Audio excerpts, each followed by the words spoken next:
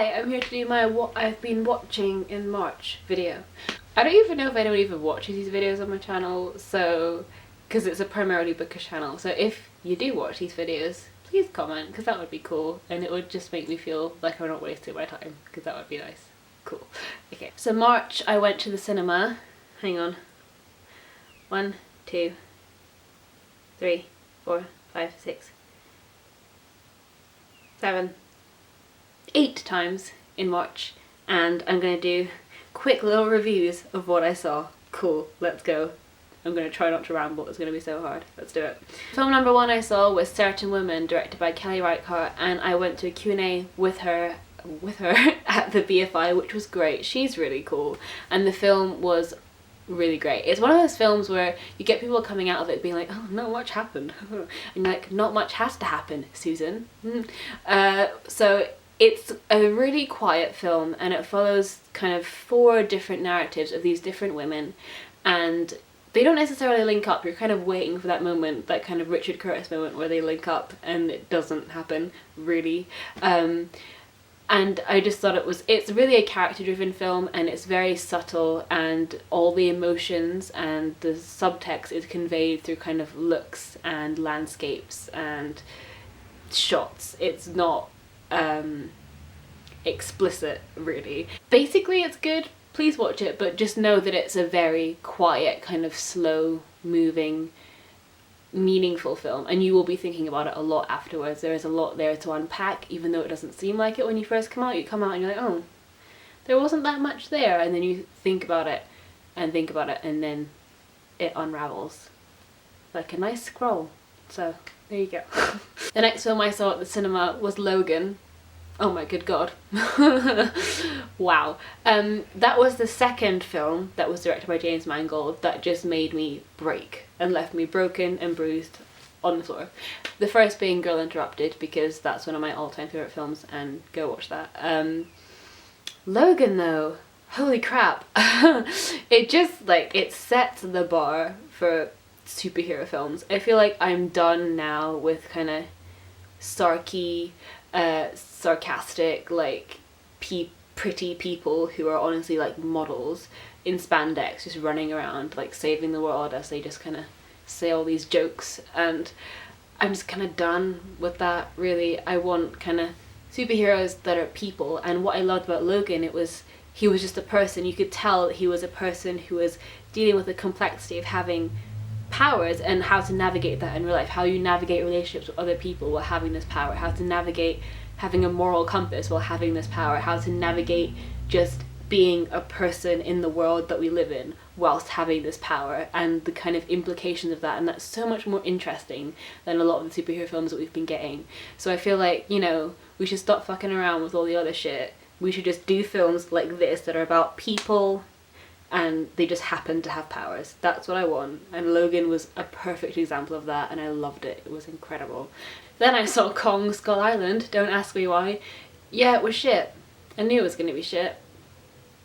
Is there anything else to say? I mean, yeah. It just wasn't good. I mean, I saw it for Brie Larson. She wasn't even in it that much. I feel like all the people who were in it weren't even in it that much, because there were too many characters and not a lot happened really with each character. Kind of, they're like, oh, here's this famous person, bye. Here's this famous person, bye. And then the one character who I do remember was annoying. So yeah, I didn't like it. Anyway, I'm gonna move on. I don't really care. Then I saw Elle, which was directed by Paul Verhoeven.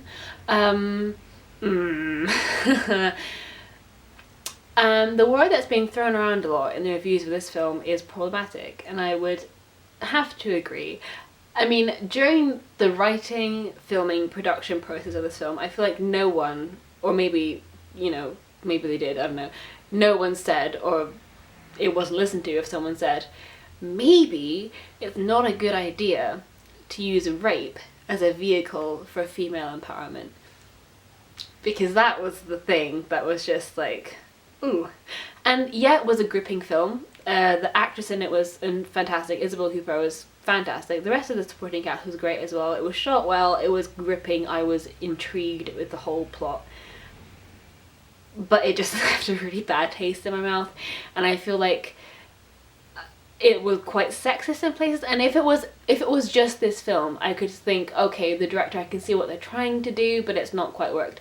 But if you look at his history, he's a director that's done Showgirls and Basic Instinct, which are two films that have been widely criticised for being heavily misogynistic.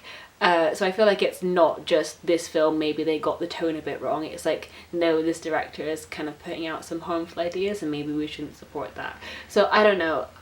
I'm happy to discuss it in the comments, but I don't think it merits it, really. It wasn't great, really. Then I saw Beauty and the Beast with Emma Watson in it. Oh, it was magic. It was so great. I mean, obviously we all know it wasn't necessary. Like, the animated version exists, this is the same thing, the same songs and the same story, and we all know what it's gonna be. It's not needed, but it was nice. It was beautiful, the cinematography was great, the sets were amazing. Emma Watson is pure magic, you know, I would give her the world and she still would deserve more, like, oh my god. So if you're one of those people that are like, oh, what is this, why is this happening? Just don't go see it. If you're one of those people who loves the original and just wants magic in your life, go see it. Then I went to see Get Out. Oh dear lord, that was an experience. Believe the hype. I rarely say this, but honestly, believe the hype. This is a movie that's been so hyped up. Everyone's been like 5 stars, 5 stars, 5 stars. It deserves it. Oh my god. This movie, as soon as it started, it just owned me until it finished. It was just like, no, I'm not letting you go, man. No, you're here for the long haul. Oh my god. And it was so incredible. I feel like it's done what modern horror has kind of failed to do in recent years, which is alert you to a problem in society, but then do it in a horror landscape and have it like really subtle. I don't know, I thought it was incredible. I don't want to get into it because spoilers, because I feel like I didn't know much about it going in, and that's the best way to go into it. I knew it was kind of horror thriller, and it was about like race issues, and that's all you need to know. Just go in and it'll blow your mind. It was so good. Oh my god. I need to see it again. So good. Then I went to an all-night cinema marathon, which sounds as incredible as it actually was. It was literally from 9 p.m. till 9 a.m. They screened 6 films, and I was so excited. It was all the film, well, not all the films, but a selection of films that inspired Stranger Things. So it was Stand By Me, The Goonies, E.T., Firestarter, Poltergeist, and The Thing. Gotta admit, I was kind of asleep for most of The Thing, but the rest were great. And not even like on their own, I say like maybe like Firestarter and the end of Poltergeist I wasn't so keen on. But just as the experience, you know, seeing them in the context of each other, and just with a whole bunch of people that were so passionate about the 80s and Stranger Things, was such a great atmosphere. And I had my blankets and cushions and snacks, and it was a great evening. So good. And I'm going to talk more about Stranger Things and the 80s. I'm doing a whole video on like Stranger Things and the 80s, so look out for that. It was so good, such a great experience. Personal highlight though, Stand By Me. Incredible film. I loved it. That was the first film they showed, and it was probably not a good idea because I was emotionally wrecked but also really happy. I was so conflicted. There are so many amazing things in that film, and I just recommend that to everybody. I don't care, it's not scary or anything, it's not horror, it's just a brilliant film. Please watch it. And the last film I saw in the cinema in March, that's where we are in the year, was Personal Shopper, which I've been thinking about for a while, and I liked it. That's the thing. I thought Kristen Stewart was incredible. I feel like people need to stop underrating Kristen Stewart. I don't know if I used that word right.